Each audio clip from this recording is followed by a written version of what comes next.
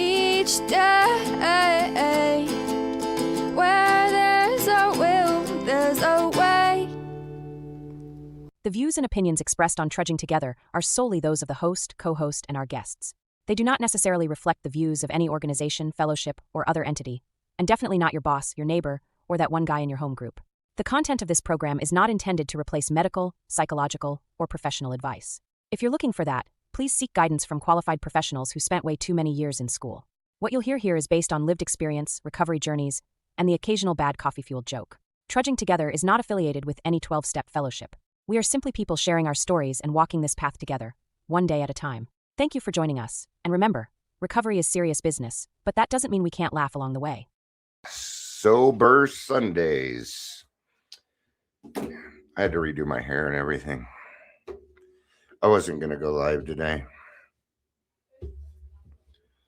Do you ever have those days? It's like, fuck this day.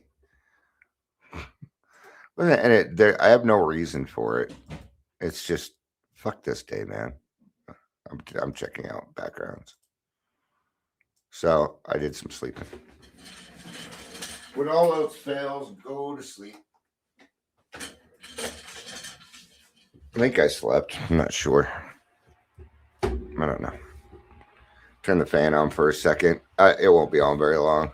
It's not going to take long before I get cold. I just always run really hot after a nap.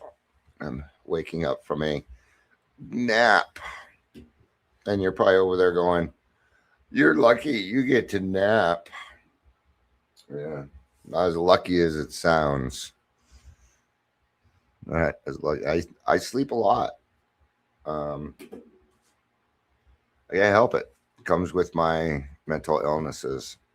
Between my depression and my PTSD. You get 8 hours of sleep. It takes me about 10 and a half hours to get 8 hours of sleep if I'm lucky. So anyway, I'm not really here to complain. Actually, I'm probably going to do a lot of fucking complaining because I'm not.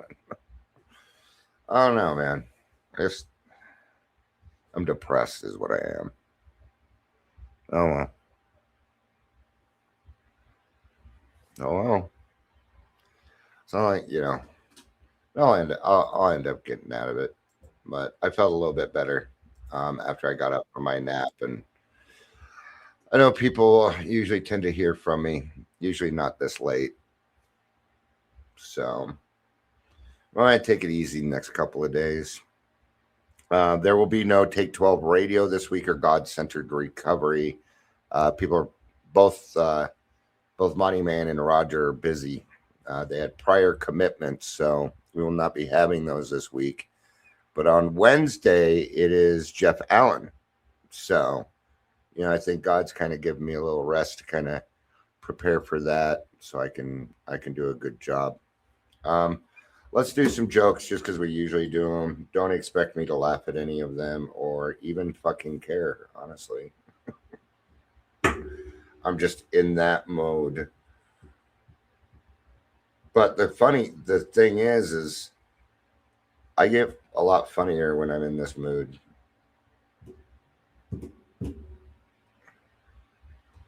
If you're gonna have a website where it's gonna give you things where somebody's trying to read and an ad pops up over the whole thing, you can forget it.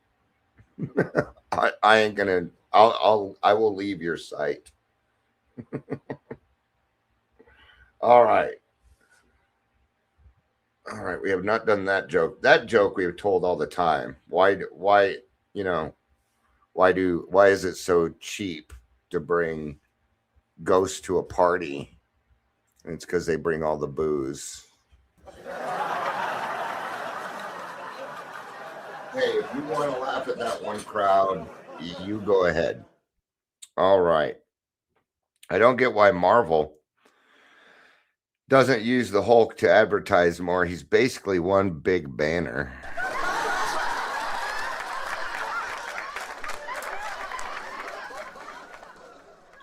What brand of underwear do scientists wear?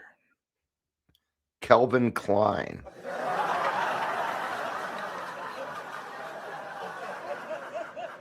Kelvin Klein. It's a scientific term for anybody that doesn't know. You should all know. But I don't get some of these jokes. I've gotten them all so far, though, so you should be proud of me. Which days are the strongest? Saturdays and Sundays. The rest are weekdays. Not very strong days, no, are they? Did you know that your pupils are the last part to stop working when you die? Yeah, they die late. They die late. Let's do one more because that one was actually pretty good. All right. My wife asked me the other day why I got so much candy. I said, I've always had a few Twix up my sleeve. Twix. Up my sleeve. Well, yeah, they weren't done laughing. I apologize. I didn't mean to cut off your laughter. Whoops. I'm just button pressing over here. Let's just go ahead and, let's just do it all. Whatever. We had one person here. I don't think they liked my attitude. I don't blame them. I'm going to tell you right now, I don't care.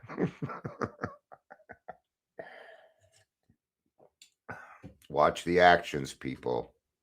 You watch the actions. Clearly, my actions are okay with doing this, or I wouldn't be here. All right. The responsibility statement. I am responsible. Dot. What is that? Well, it's the responsibility statement, and we say it in almost every single AA meeting. Almost every single one I go to has this statement. I'm going to tell you right now, most people they don't even know what it is. They just hear it, they read it, whatever. This is a proclamation. You know what a proclamation is? Let's find out. I know it's the right word. Definition of proclamation. A public or official announcement, especially one dealing with a matter of great importance. Proclamation is an action. You remember when you were in school and you signed that thing to stay drug free, and they gave you a sticker for it? Yeah, that was a proclamation. All right. Now, the history of this came from the 1965 AA convention in Toronto, Canada. Now, that's where it came out. I am responsible when anyone anywhere reaches out for help. I want the hand of AA to be there, and for that I am responsible. Right? Now, let's see if ChatGPT got something right and what it was for. It was written by Al S., a former Grapevine editor, and later discussed by co-founder Bill W. as a theme of AA service. It reflects a long-standing tradition of AA members taking personal responsibility for keeping the message and keeping the meetings and service alive. But that was not its first intent. Its first intent was for our allies, for the medical field, for the doctors, the lawyers. When they reach out for help, we want the hand. When anyone anywhere reaches out for help, I want the hand of AA to be there. It means that AA tends to take on more responsibility than most of the other groups, the other A groups like NACA, whatever A. You did AA, BA, CA, DA, EA, FA, GA, HA, IA. I'm just going through the alphabet. All right. Because AA's the grandpappy, man. We get all sorts of people in our groups, and we usually try and get them to the right place, but this is a responsibility. Even this morning, I was at church, and I ran to somebody who was a head nurse over at St. Luke's in the emergency room, and she's like, we have people all the time that need help, and they wanted my phone number. Yes, I am responsible for that. When I see something going on, don't avert your eyes. Do something. This is the stuff that's driving me crazy. We will let people flounder and call them unwilling. Man, I see people determining other people's willingness level all the time. I've done it. That's how I know it. I'll get to do that. I don't get to determine somebody else's willingness. I'm not in their shoes. Okay? If you showed up to an AA meeting, raised your hand, said, I'm so and so, I'm an alcoholic, that's willing enough for me. I don't need much more. I find excuses to reach out to that person. I don't find excuses to sit on my fucking hands. That I will not do. All right. So it reflects a long-standing tradition. And what does it mean? It means carrying the hand of AA. Members need to commit to making AA available to anyone who reaches out for help, not just newcomers at meetings, but also phone calls, outreach, and support in many forms. This is where we are at our best. Does your doctor know that they can give your phone number out? Have you gotten there yet? No? That's all right. Start doing it. Good. You can get business cards for free. It'll say Vistaprint on it, but who gives a fuck? Just has your name and phone number on there. If you need help, call this number. Man, maybe put the AA hotline on there too. See, there's all sorts of ways that you can do this. But are you making yourself available? I mean, see, I'm at home a lot. So, I don't go to work and mingle with those people and go here, mingle with. So I have to go out and intentionally do it. And I am constantly seeking people to help, even if I'm just running to the store. I'm walking through the parking lot, seeing if anybody needs help. If nobody needs help, I grab a cart that somebody left in the middle there, and I take it in. Maybe the last time I went, there was a guy loading his car. He was done. I'm like, you done? He's like, yeah. I'm like, I'll grab your cart. I need one. You're done with yours. There we go. He's like, thanks, brother. See, his day was just a little bit better. Gave him a little bit more hope. And then instead of being in a bad mood, going home and kicking the dogs, he went home and played catch with his kids. See, you have an effect on what people do. You have an effect on what things can happen. You're an alcoholic. I have no power. No, you're powerless over alcohol and what other people do. And football games. That too. Powerless over football games. God don't do football. Well, he did last night. That was a wing and a prayer, man. I thought I was going to go crazy, right? It's a personal and collective duty. This is the part that brings us together, is the responsibility statement. When anyone, anywhere reaches out for help. Do you hear all the conditions that are not in there? It didn't say if this situation arises, if this situation does this, or if the world goes like this, then don't worry about helping. Oh, God will take care of it. No, God asked you to take care of it, and you did nothing. There's a price for that. Yeah, there's a price for it. Maybe that's why I'm going through what I'm going through today. Maybe that somebody reached out for help and I did not respond. I might be, right? Personally, I think God just wanted me to take a fucking nap. All right. So it's not just about individual sobriety. It's about ensuring the fellowship endures and help is there for future people, for future members, your children, in fact, your grandchildren. I must be too hot and heavy because I've already driven off 2 people. All right. Not that I'm meaning to drive people off, but I don't know. I'm doing the best that I can today. But my best isn't always the best for other people. So lower your expectations. All right.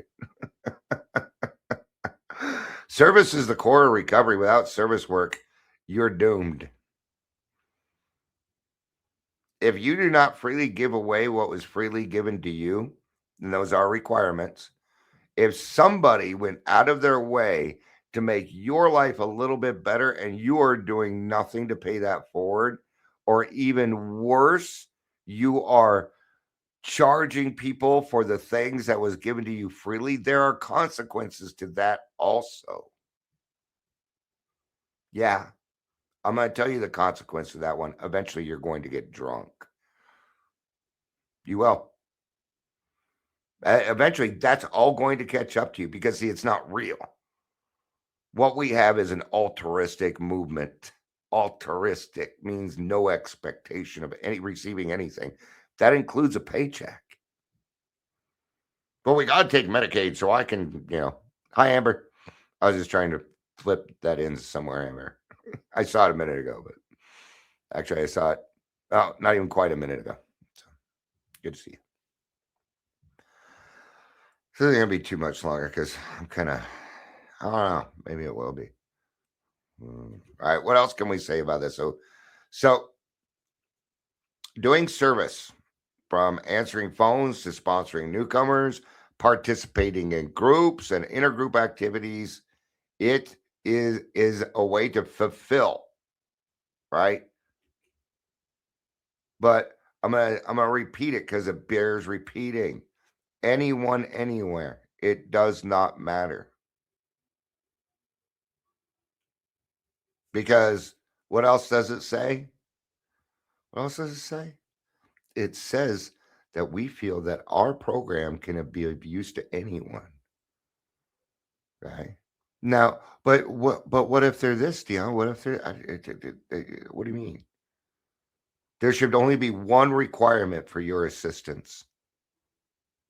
That they are a child of God. Anything else is a fucking expectation. It's bullshit. I'm not saying I don't do it. I go through it too. We are not perfect. All right. Here's kind of a funny joke. So the projector at the church was not working, and a lot of times electronics just start working for me. It's just something that this time it did not happen, but I checked it out. I looked into it, changed the batteries, did all your regular low technical stuff. I didn't open it up, do anything like that. But the lady that plays the organ, one other person was over there. I'm like, heal this projector, heal. Come on, Jesus, make it work. I turned it on, didn't work. And I said, well, see, I'm not a saint. There we are. God has proven it. Dion is not a saint. That was pretty funny. They thought it was funny. Right. So, but yeah, I got to do sound at church again today. All right. So what are we doing? I tell you now, I see a lot of people pussyfooting around with this program, man. And half measures don't get you half the program. No, half measures gets you absolutely nothing. In fact, it's going to get you something worse. All right. So let's go back to what if it's this, what if it's that. Listen, just all you really need to do is, I'm going to tell you what most people want. Somebody that'll listen and understand. That's mostly what they want. And considering how much you have been through life, you understand. Well, Dion, I'm feeling kind of lonely right now. Oh, yeah, I know that one. Yeah. You have the answer to loneliness. It's fellowship. You know that, right? So now you get maybe come up with ideas with them. Hey, what do you like to do? Okay, well, let's go online. I bet there's a group for that. Oh, you like disc golf? Oh, I bet there's a group for that in this area. Yeah, let's go check that out. See? You live in the solution. You literally live in the solution. You are a walking, talking answer to every solution out there. Use it. Find that courage. Find your fucking courage, people. Do it. I dare you. I double dog dare you to find your courage. It's going to take a reliance upon a power greater than you to get it. Okay? And if you're having a hard time walking up to this person, well, it is because you are still living in fear. You've got to walk through this world chin up, eyes forward. Okay? Okay, take your fucking face out of the phones. Okay? That's one thing. Stop walking around with your head down in your phones, people. That is so dangerous. Okay? Stay alert. There's nothing so important that you need to be staring at your fucking phone while crossing the street. Nothing is that important. Okay? People will notice that. They will snag you up. You doing that crap when you ain't paying attention. Okay? It's me being responsible here. Right? Am I responsible? Yeah, I am. This is something I take extremely seriously because God put a lot of other situations in my life and I did nothing about it. I did nothing. Right? A lot of what I've gone through in the last 4 or 5 years with advocating and stuff, it was, I'll give you a great example. East Metro Detox. So I went to work there. It was shit. It was crap. It was crap. I hated working there. It sucked. Big, bright, blue, bouncy bunny balls. Badly. It's a horrible job. And I love working detox. But I couldn't help anybody. All right. First thing I did was quit. Yeah, I left. Because, see, if I would have stayed there and tried to make the changes, what would have happened is they would have fired me eventually for insubordination. I can guarantee you that. Because I do whatever the fuck if God says, Dion, go do this, I don't care how much you're paying me. I'm gone. I'm going to go do it. Okay? I remember there was one guy, he needed to get his stuff. No, we can't take him in our car. Okay? Well, I'm like, where's the rides and stuff? Okay. Turned out it was like 5 blocks there, 5 blocks back, but it was a nice day. So I walked him over there. They're like, wow, that's what I'm like, that's what we're supposed to do. I'm getting paid to go take a quick walk. Oh no, God forbid. We didn't have one ride once, and I walked the person and made sure that they got into the ER. That was good, and it frustrated me because other people wouldn't do that. No, they just wanted to sit at detox with their little fucking yippy dogs. And animals don't belong in detox, and I'm an animal person. Okay, that dog nipped at me several times. I was ready to kick it. So what did I do? Well, I helped to give, first of all, then I helped get the manager fired, the director. I got his ass fired. All right. There was just something creepy about him. Now, guess what? They want to start AA meetings. They want AA literature. They got a new detox. They're treating their employees right, which I was begging them to do. It was about reciprocation. You can make changes. You can do it. It's going to be hard. God will give you something. He will. And you best take up that mantle. You best take it up.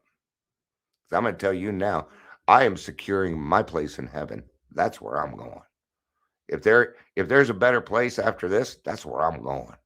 I don't know if it's there for sure or not, but I don't see why it wouldn't be at this point.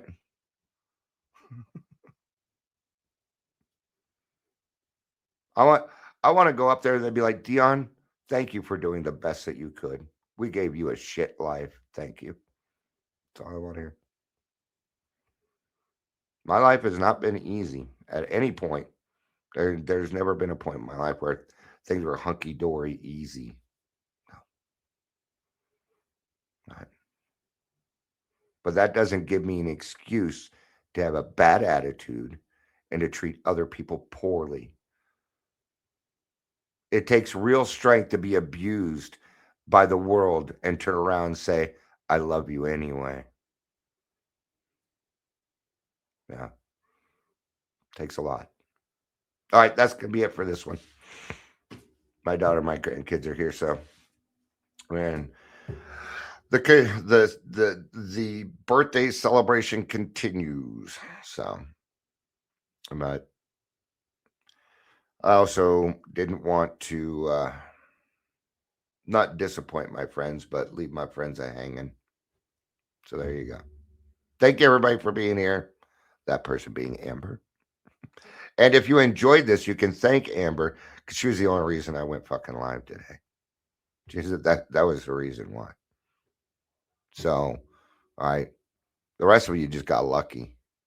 I'm just kidding, folks. I'm kidding. But you can thank Amber. I did it for everybody. But all right. Thank you all for being here. I appreciate it. I love you. You know I do. Peace out. And keep on trudging.